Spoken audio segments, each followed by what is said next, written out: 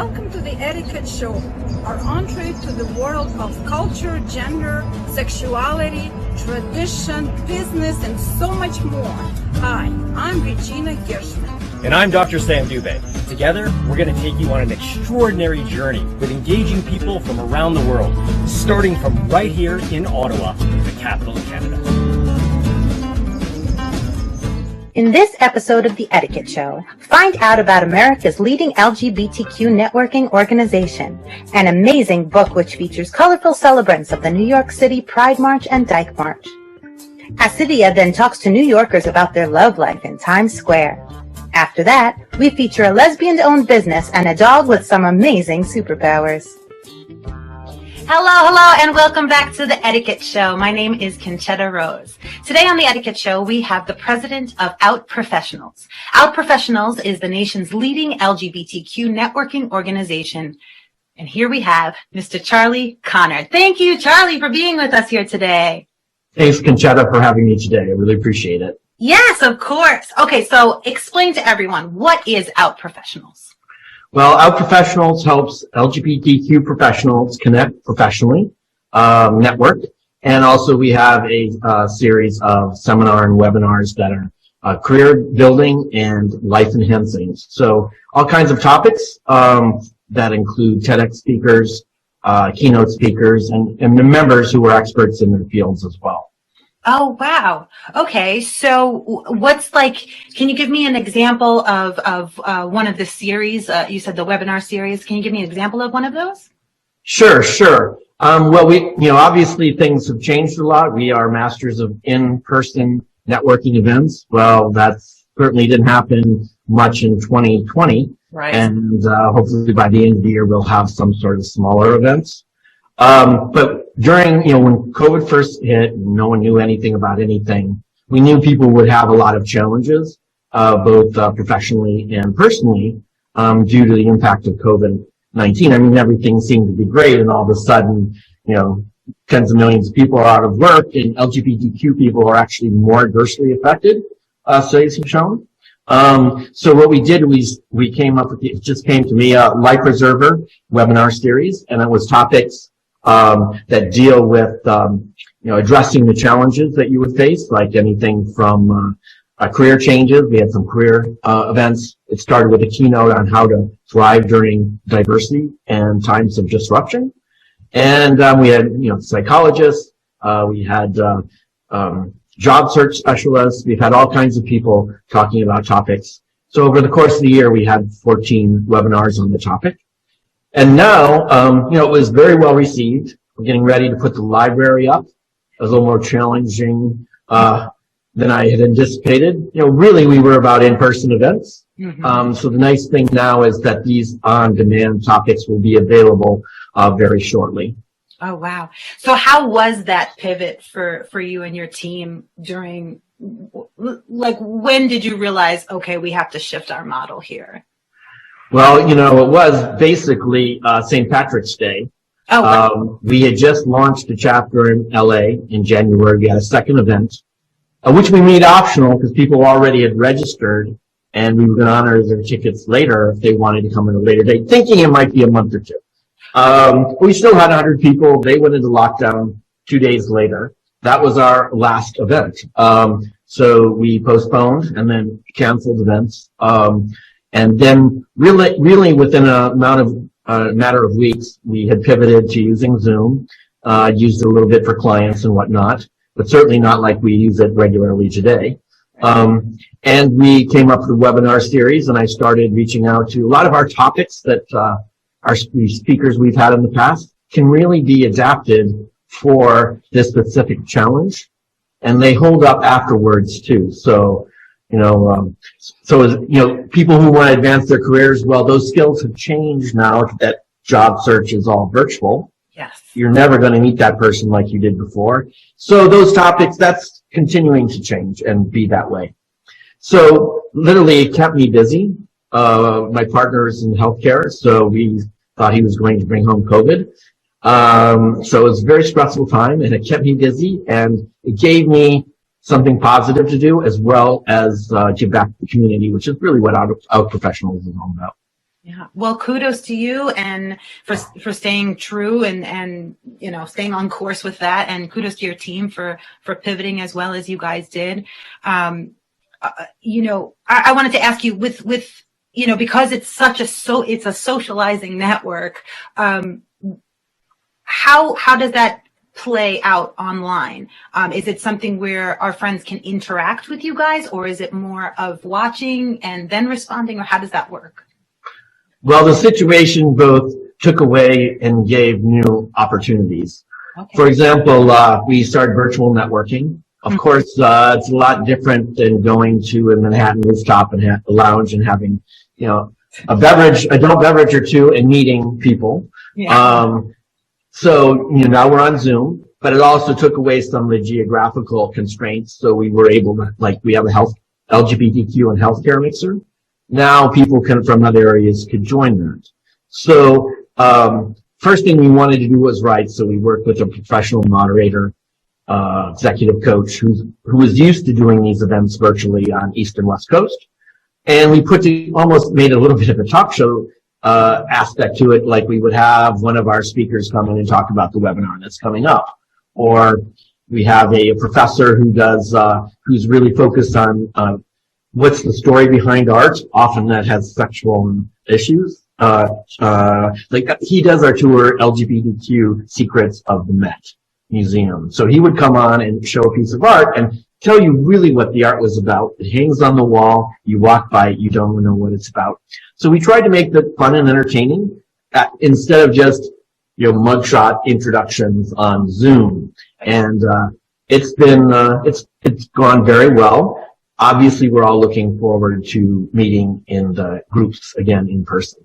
Yeah. So you and your team have really developed kind of a whole new genre of how to socialize here. Yes, I mean it's meaningful networking. So there's definitely a social component. When we would have our in-person events, people would come in, and then they would tell us their industry. We'd give them one of 23 color-coded industry badges. Mm-hmm. So they have a stripe and a name like advertising, communications, PR. And then they could find people in their industry, or if they were looking for a solution in that industry, they could find somebody at the event. So we sort of did that online now as well. But that's what we're really looking forward to getting back to, the events where people can find and connect with people professionally, and then follow up again, like on LinkedIn, or they give business cards or whatever. Yeah. Oh, fabulous. Now, I read online that you all celebrated 36 years in 2020. Is that correct? It's actually 38, and I have to always be reminding myself to advance the clock. Yeah, so it is kind of amazing. It's, the story of the organization, our legacy is, it's somewhat hidden because, founded in 1983. Imagine what the day was like. It's the darkest days of the AIDS crisis. Mm-hmm. You can easily be fired for being LGBTQ, which really it was gay and lesbian then. That modern concept did not exist. That's not that long ago. We've evolved a lot. Mm-hmm. But the point is it was almost like you'd go to a speakeasy, often at the center, the LGBT center in the West Village. But so, word of mouth marketing, back then they mailed things, but it was very discreet because of that chance. Even industries that often have, LGBTQ people, being able to be fired was very simple. So it was very secretive in a sense. And over time, we've evolved. Obviously, the name is no longer the New York Advertising and Communications Network, or NYACN. So that's the closeted name from 1983. It's the same organization. We've changed our name in 1999 and also broadened it to other fields. So it's really anybody who's an established or aspiring professional that's in our community or an ally. So it's important to us to have a diverse big tent, and welcome people who want to do positive things for the community. Yes, that's what we're all about here on the Etiquette Show is promoting that positivity and connecting people. And I mean, your organization does that 50 times over, and so we're all very grateful that you're all out there and working hard. And I would say, whatever, pounding the pavement, but pounding the computer keys or whatever. Indeed. You so much for all your work. So what can our friends expect from the future for you guys?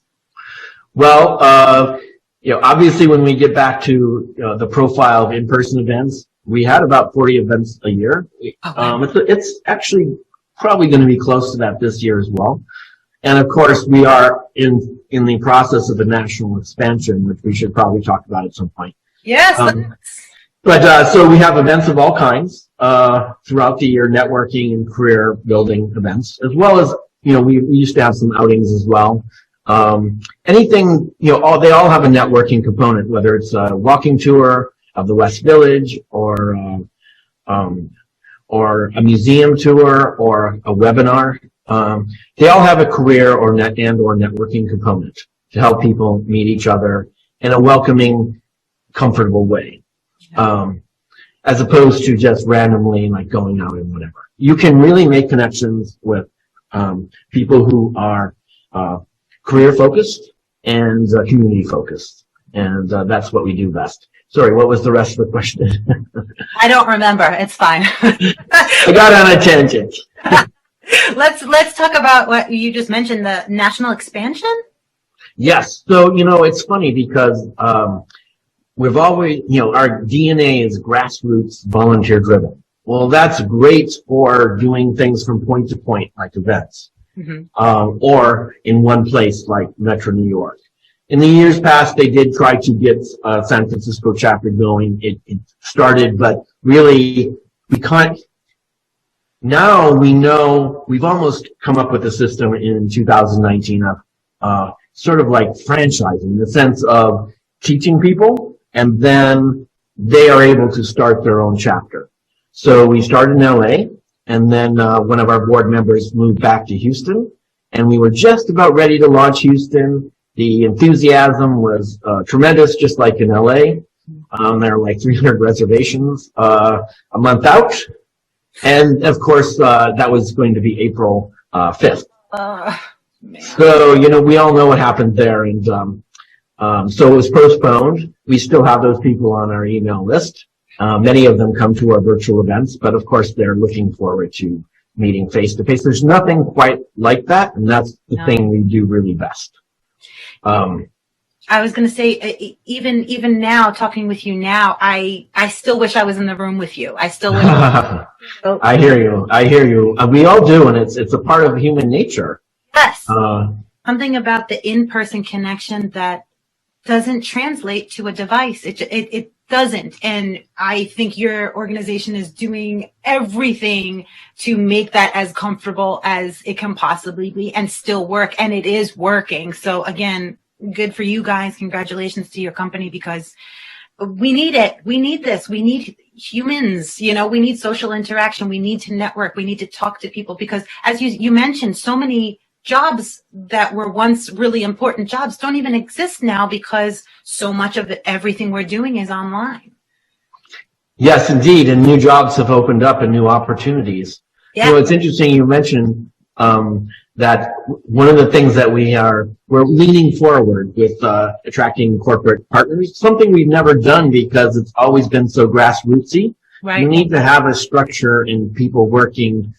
It's not just like you get a corporate partner, then you have to be a partner with them and plan events and that kind of thing. Mm-hmm. So it takes a little bit out of grassroots, but it also allows you to bring what's the demand is there. I mean, even before we started the expansion, we would get messages, emails and whatever, all the time about, are you in Boston? Are you in, Nashville? Yeah. And we weren't. And so now this is exciting. And I also think one of the interesting things is people will be starved both for these human connections, and the social connections, as well as the advancing ones for their career. Mm. You really you can't meet people staying at home and working at home. Exactly. So I don't think we're always going to be working from home forever. There might be a blend, but I do know that there will be demand more than we already know for these networking opportunities and career, in-person career opportunities as well. Do you think there'll be a wave with that, a wave of new people who maybe were not interested in this kind of networking before, that all of a sudden are, because they've been denied for so long that social interaction, that human connection? Do you think there'll be a new wave? I definitely think there will be a new wave as well as renewed interest.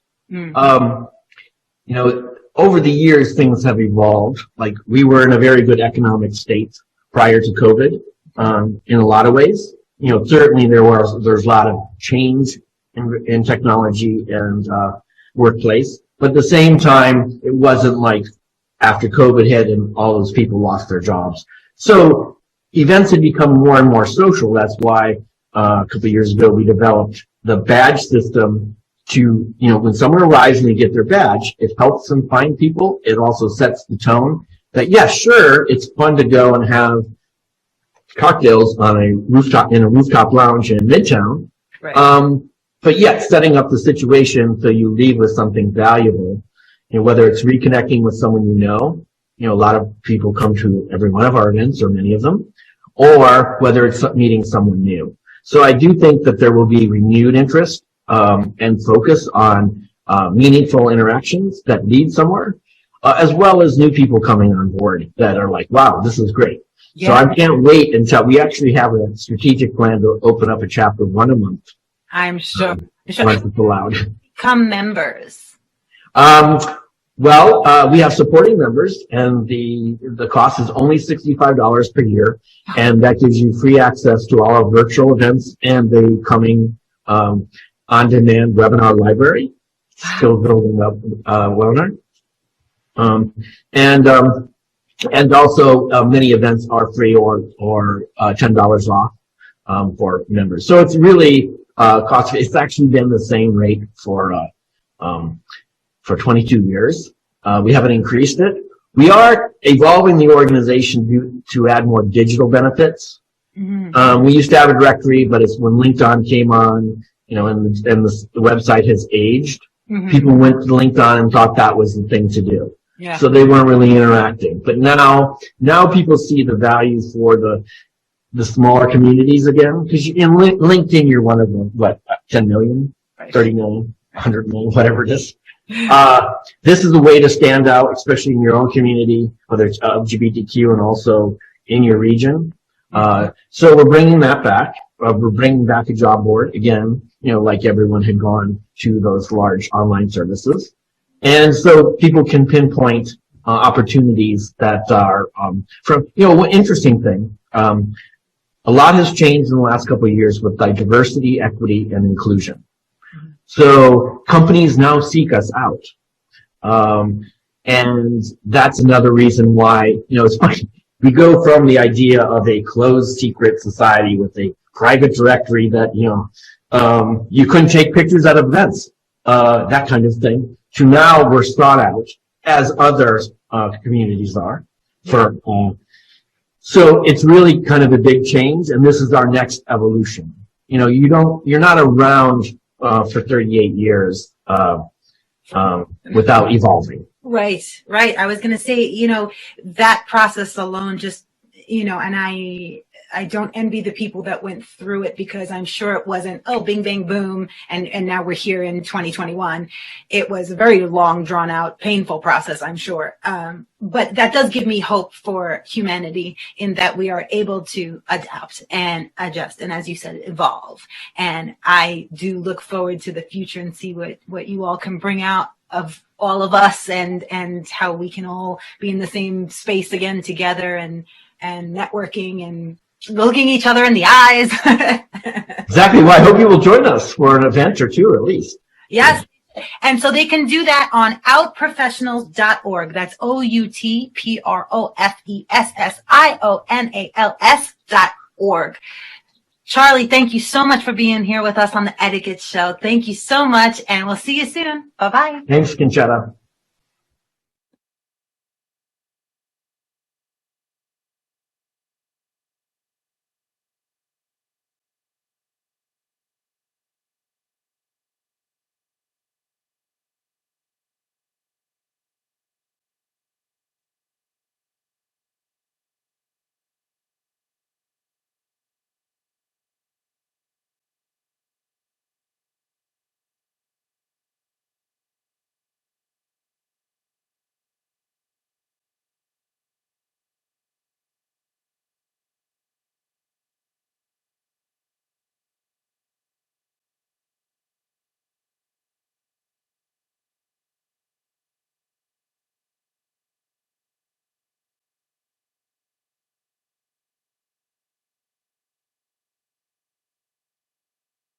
Hello, my friends, and welcome back to the Etiquette Show. I'm Conchetta Rose.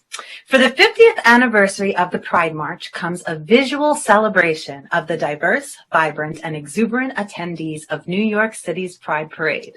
Today on the Etiquette Show, we have the photographer of People of the Pride Parade, Alyssa Blumstein. Thank you so much for being here, Alyssa. Thank you so much for having me. You look fabulous. I love these shoulders. Oh, thank you. Yeah, the bigger the better.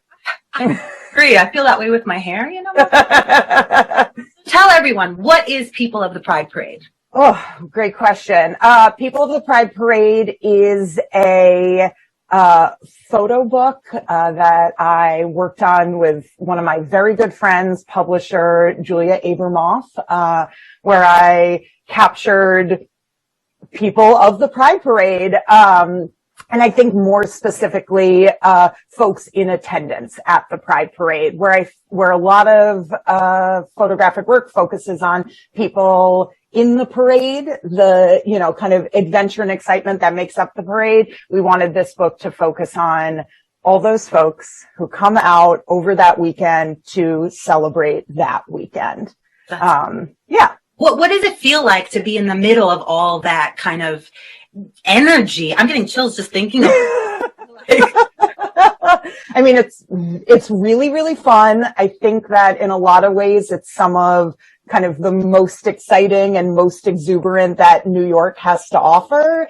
Obviously, New York has to offer a lot of amazing things a lot of the time, but it is the friendliest and most outgoing that you'll find New York City in a weekend. And I think it's one of the most exciting times to approach people and ask to photograph people. I think that everybody's sort of ready to be out, both literally and, yeah, exactly. Yes. So what's your favorite style of photography? For me, or to look at, or what a question. Like these, I'm looking at these images and they're so gorgeous. Oh, thanks. They're very candid. And I'm wondering, as a photographer, do you prefer candid shots over, say, more posed or? Yeah, I mean, I think for myself, the photography that I love the most, I'm hesitant to say this because I shoot a lot of different things, and but some of the photography that I love the most is being able to shoot events. I think that I've been really fortunate to have been invited to and to be hired to shoot a lot of really incredible, exuberant, and love-filled events. And that ranges from, parties to pride parades to weddings. But I think, yeah, some of my favorite work that I do is definitely those candids, is when people have their guard down, but are also excited to be there. There's a little bit of a performance level to it. And I think, you, in being that photographer, kind of get to be a little part of that performance and that exuberance. Right. Yeah.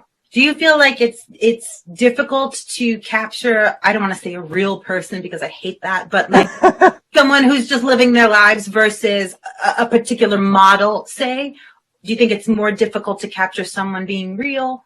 I don't know. Well, I don't shoot a lot of models. I guess I should say that. I don't work a lot in that field. I think, yeah, I'm not sure, like you said, what it means to be real or authentic, but I think there is an authenticity to whoever that person is, or whoever you are as the person posing for the photo at an event, that they're, whether or not it's sort of posed or candid at that event, there is this really beautiful authenticity to that. And I think that's one of my favorite things, is like, even if you're camping it up, even if you're, showing off for the camera, there still is this like really lovely kind of natural moment that you're capturing there. A party. Yeah, exactly. That's amazing. I want to ask you what your favorite picture is, or if you can pick one. Whew. I'll let you think about it while I tell you about my image, if I may.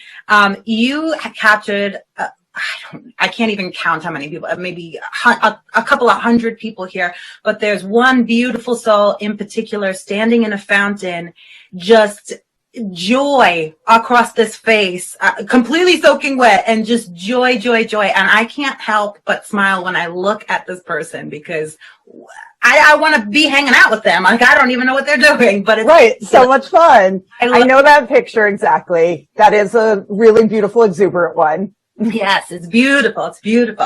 All right. Hotspot.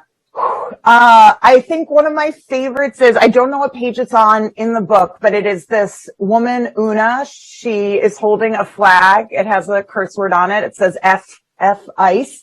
And I love that picture a lot because I did not know that person when I photographed her, but every summer I go to Maine. My friend has a house on an island in Casco Bay, and she was there, and she was dating one of my friends, and she was there, and I camped with her, and it was like a lovely, lovely moment of like, the world is small, sort of. Like, here she is, and I didn't realize it until a few days in. I was like, I have a photo of you, and it's going to be in a book. And she was very like, oh, of course. Yeah. You know, she's used to it. She's a lady about town who has her photo taken. But yeah, I was so excited. And I think, a lot of the Pride Parade felt that way, where there was like connections that you didn't even realize, where I would post pictures and people would say like, oh, I know him, or like, I know that person through this person. And New York suddenly felt really small, where for a lot of the time when I lived in New York, it feels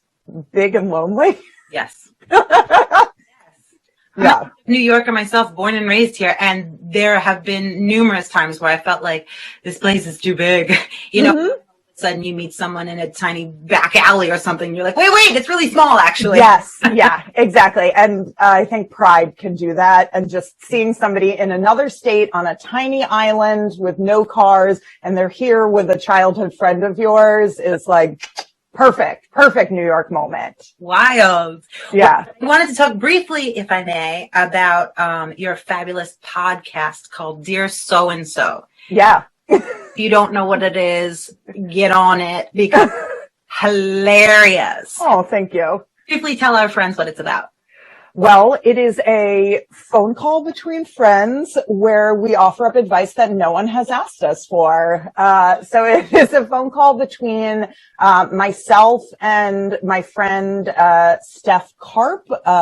We are friends through a mutual friend. We've only actually met in person a few times, and this podcast was sort of born out of a desire to stay connected during the pandemic. So we record weekly. We offer up advice from write-ins that people send to us, from call-ins, as well as we will find advice columns on the internet, and we'll just give our unsolicited advice. Nobody asked us. In fact, they literally did not ask us. They asked Dear Mary or Ask Abby. They literally asked someone else. That won't stop us from offering up our opinions. And so we do. And I'm so glad people like it.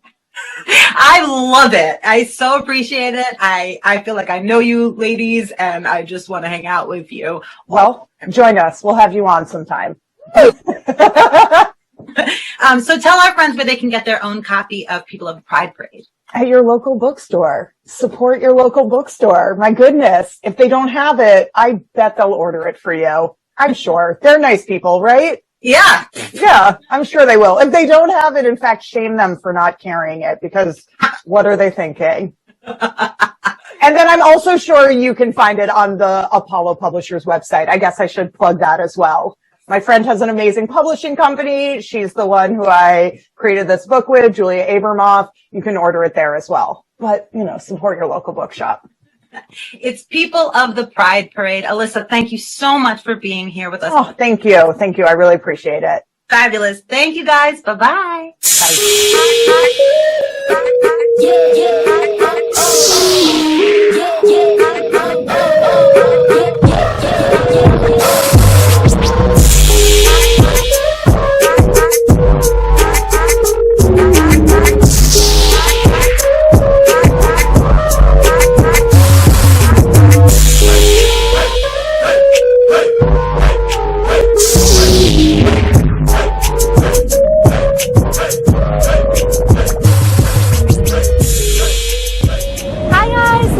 Recording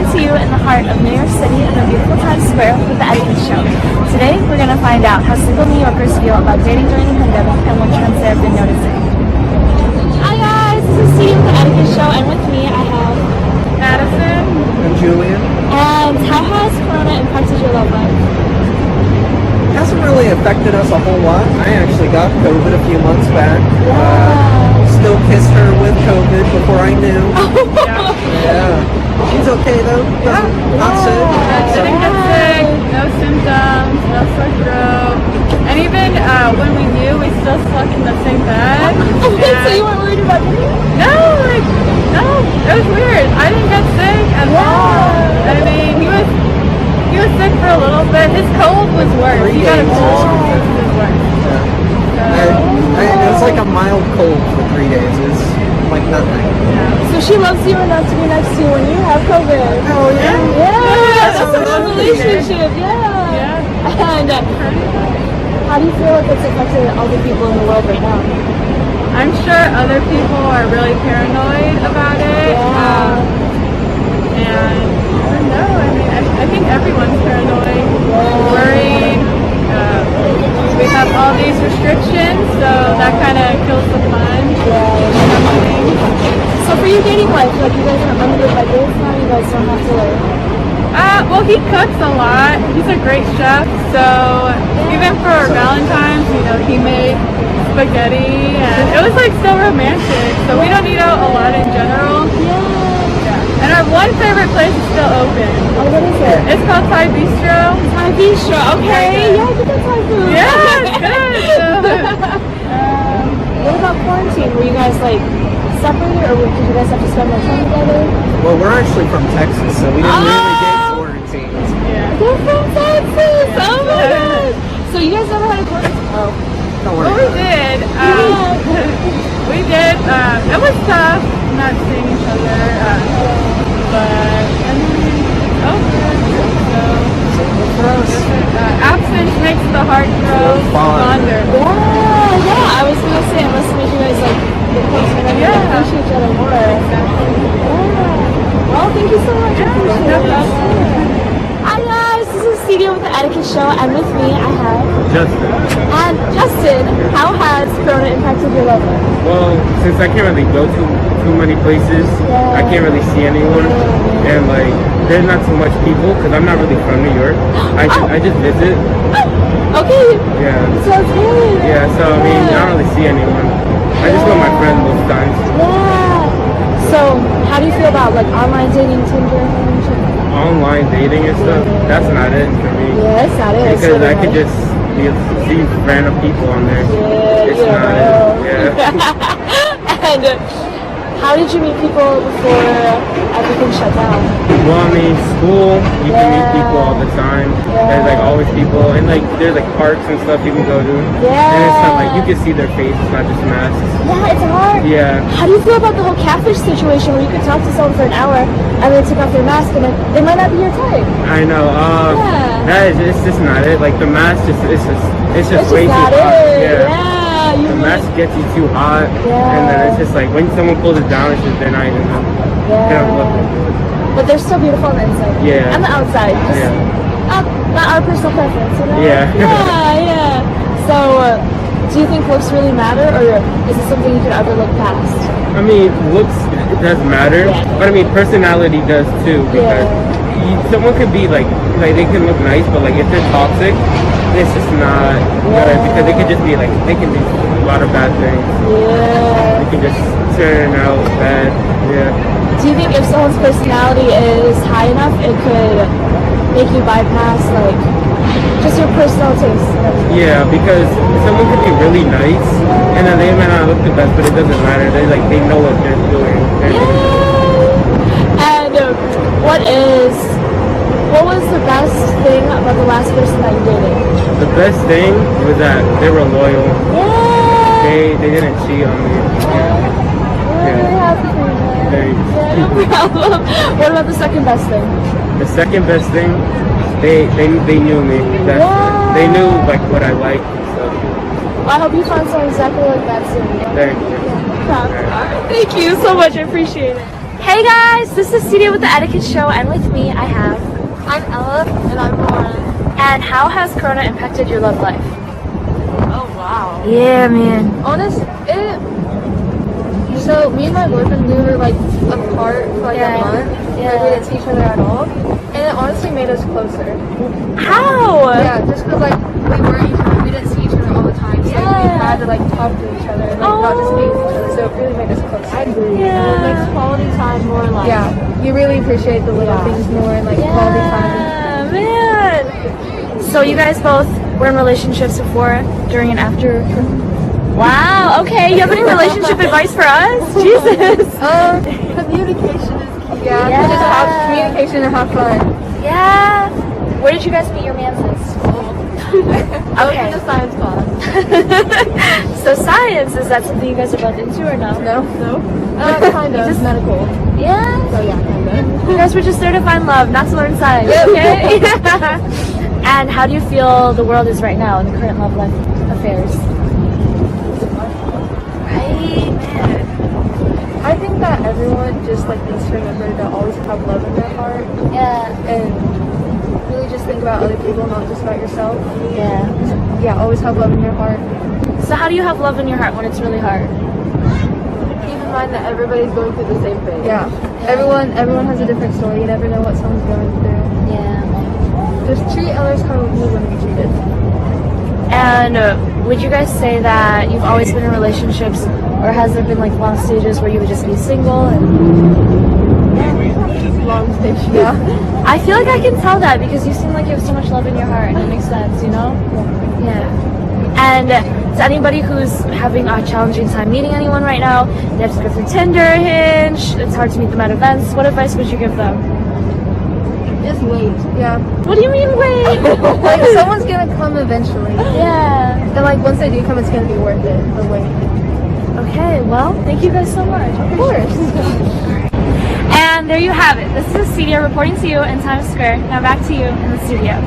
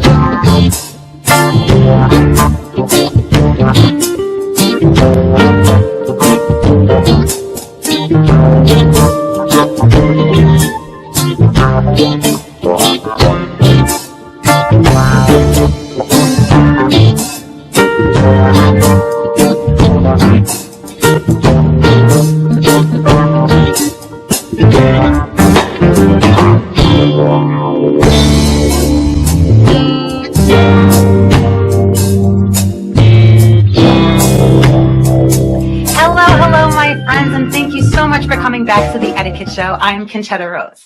Today on the Etiquette Show, we have with us the creator and designer of Dive In Deck, cards to ignite and inspire deeper dialogue, the one and only Heather Weiss. Thank you so much for being here, Heather. Oh, thanks so much for having me, Conchetta. How are you doing today? Doing great. Thanks for asking. Love your glasses. This is a fabulous look. Thank you very much. Very sharp. So tell everybody, what is Dive In Deck?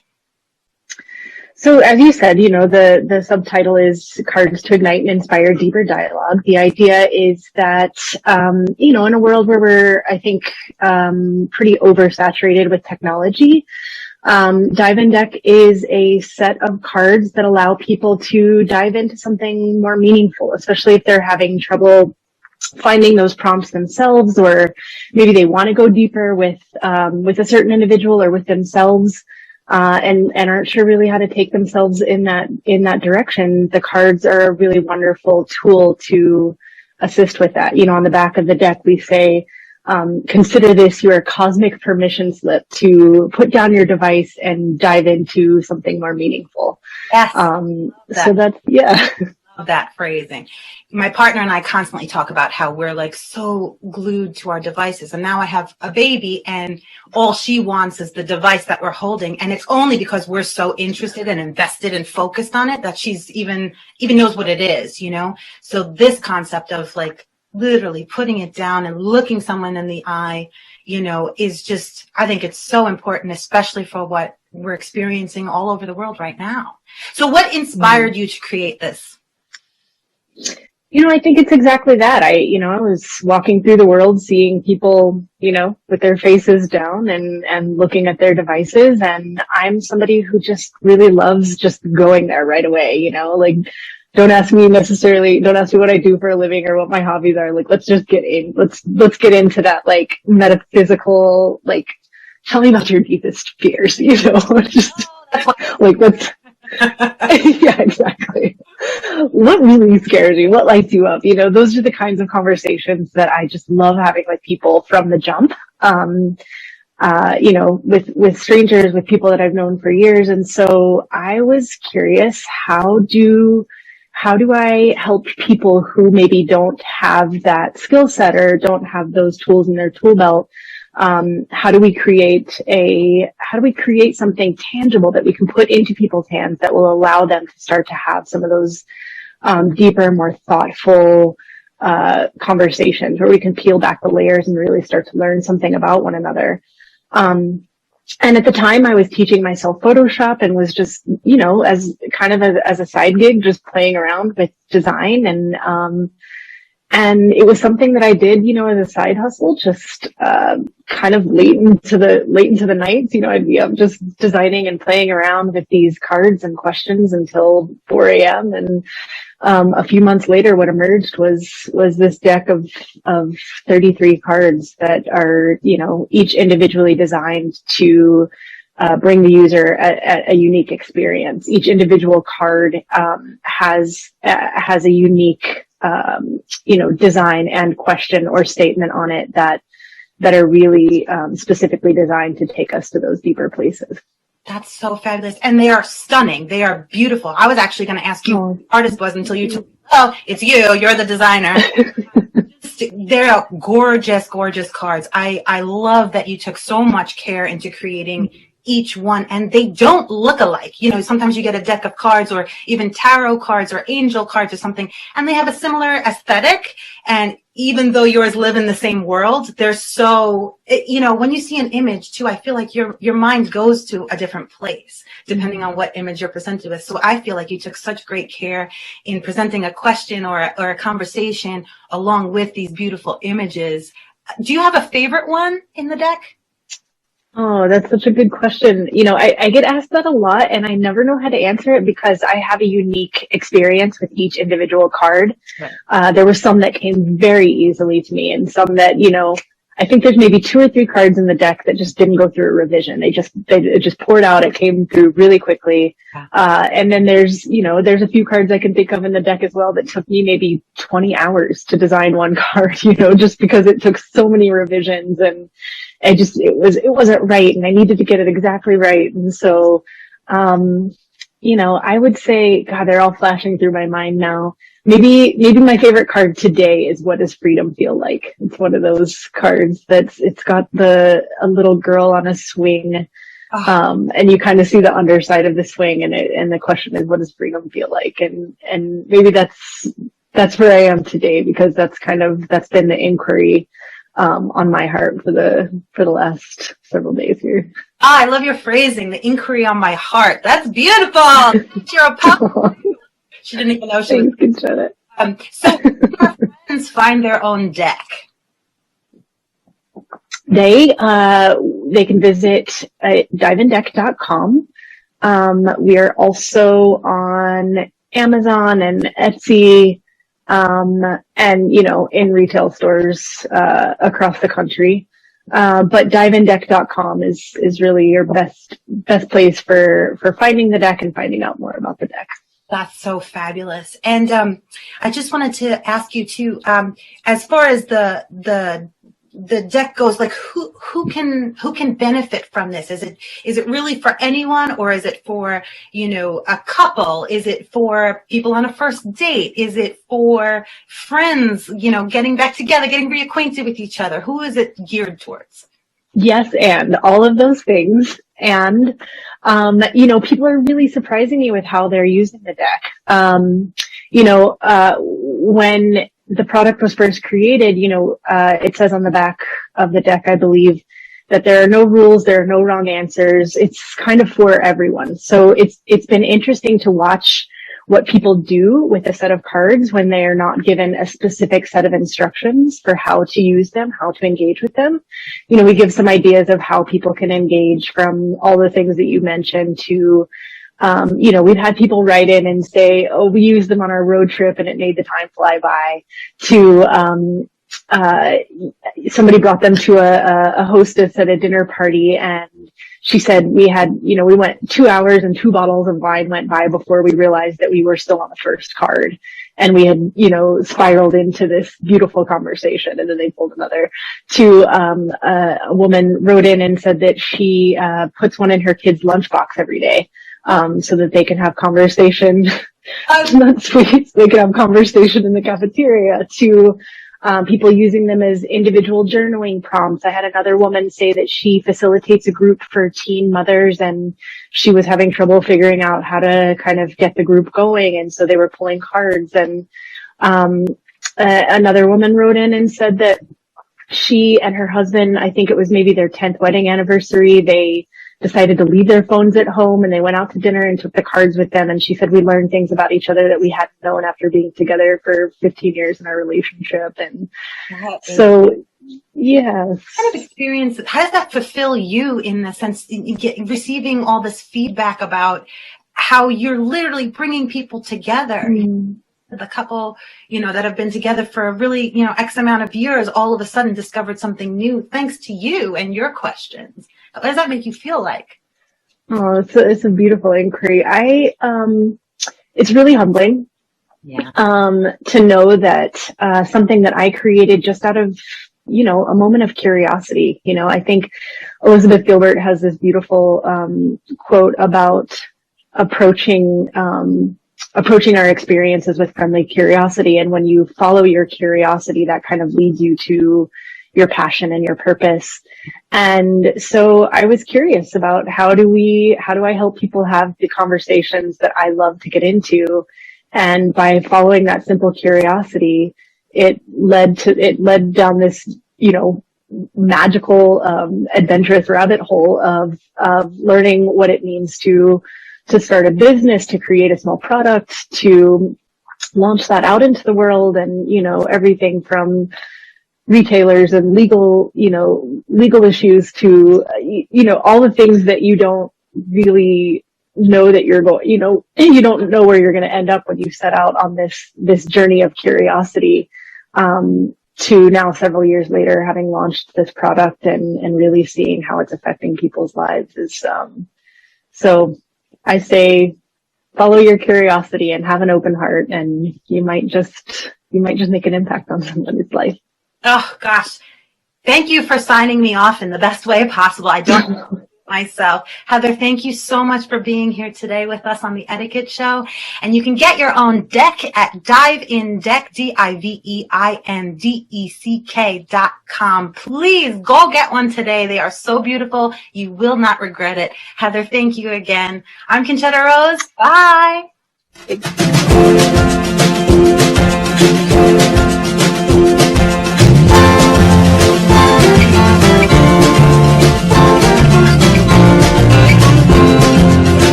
Again, my beautiful friends, and welcome back to the Etiquette Show. Today, calling all children, parents of children, people who know children, people who are children at heart. From Pretty Pug Publishing, the author of Monkey Dog, a new kind of superhero. Joining us all the way from the UK, we have with us today on the Etiquette Show, Steve Dixon. Steve, thank you for being here today. Hello, and thank you for having me. Absolutely. Thank you for having me. Doing today? I'm very good. The sun's out. So that makes a change. Exactly. What else could you ask for? We can't go out in the UK, but the sun's out. So Gosh. I love your shirt. That is so cute. it's Monkey Dog himself. It's He's everywhere. Yeah. Tell us, Steve, who or what is Monkey Dog?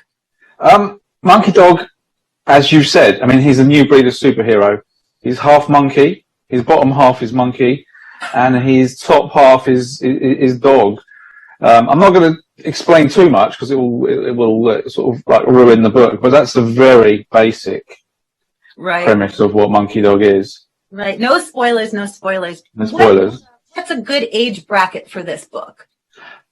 We've said up to 11 years old. Okay. But it's for anybody who likes sort of old retro cartoons, or it's for anybody really. I always like to write for adults as well as children, and he makes a good bedtime story as well. So it's colourful, so it's for everyone. That's fabulous. Now, is Monkey Dog a part of a series, do you think, or is it just this one book? Oh, he's going to be part of a series. He has to be, yeah. So yeah, this is just a little introduction into his world, but yeah, we've got lots of books planned for him. Right. So anybody who fights crime deserves a series, I feel. Exactly. Yeah. Exactly. So, where can our friends get their own copy of this? Beautiful. So we've just done a deal with a company in Tennessee, a local publisher's there. They're called Treehouse Tunes. Okay. So head off to treehousetoons.com. They've got lots of other books as well, but Monkey Dog is there, as well as T-shirts and baby pajamas and all other kind of things that you could want. I was just going from Monkey Dog. Lots of products for Monkey Dog, and he's so cute to look at, and look at his serious face. He's like ready to take on the world. I just love him. He is. So what's the message behind Monkey Dog? No spoilers, but what's his message? So the first book is an introduction to him and his powers. He's obviously got various powers, which we'll have to wait and see. And it's his attempt to defeat the local supervillain, who's called G-Rex. So you can imagine what type of creature he is. He's always got evil schemes going on and trying to stop Monkey Dog. So there's one in this book. Randomly, Monkey Dog, he's also got asthma. You might be able to just see on the T-shirt there. He's got a little inhaler. So it's very random, but he's got an inhaler. He's got asthma. So there's a little message there saying that, you know, anybody can achieve anything. Oh, no matter what. So, yeah. Yes, and I love that for kids too, because, you know, they have asthma or they have, you know, a symptom or something that they're dealing with, and they feel like maybe they're alone in that department, you know, and here's Monkey Dog fighting crime, doing what's right for the world, and he's got asthma too, so, you know. He likes to have a little extra nap. That's all. That's all he wants. And he's a dog, so he likes naps. That's fabulous. I love that. So where did you get the idea for this? What inspired you? My ideas come to me very randomly. I get an idea, for a name for a book, and it just comes to me. It's a weird story. 2020, like for everybody else, was quite a bad time. I don't want to make this into a sob story, but I suffer from depression and anxiety and temporal lobe epilepsy. 2020 was rubbish. Lots of redundancies and stuff here and there. One morning I just discovered poetry. It just sort of, again, very random, just started writing poetry. It was good therapy.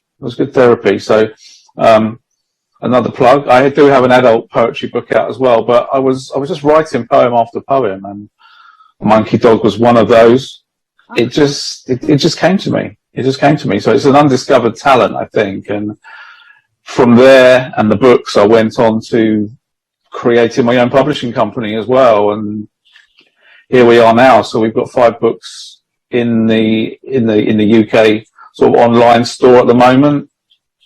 And we'll have another 5 in a couple of months as well. That's so amazing. Well, congratulations on all Thank you. So to say 2020 was rubbish is not really quite true for you in the sense that you did a lot of stuff in 2020. It started off, let's say it started off rubbish, but yeah, it's sort of, it's taken a lot of time to sink in that what I did was actually quite an achievement. Yes, absolutely. So if you could reach our viewers and you can reach the children out there, anything you want to say to them about Monkey Dog specifically? Oh, that is a good that is a good question. I mean, just look at him. Look at him. He's super. He's super colourful. He's just like me and you. And yeah, he wants he wants to rid the world of evil. So I mean, yeah, that's gotta be. Yeah, just buy him. Yeah, exactly. Beautiful. So, Steve, so tell me again, they can get their book at treehousetunes.com. Is that correct? That's correct, yes. Spell that out for our beautiful viewers. Treehouse Tunes, TreehouseToons.com. Steve, thank you so much for making time for us today. I hope you enjoy the rest of your UK day, and we'll talk to you soon, okay? That's brilliant. Thank you so much again for having me. Absolutely. Thank you, guys. Bye. Oh,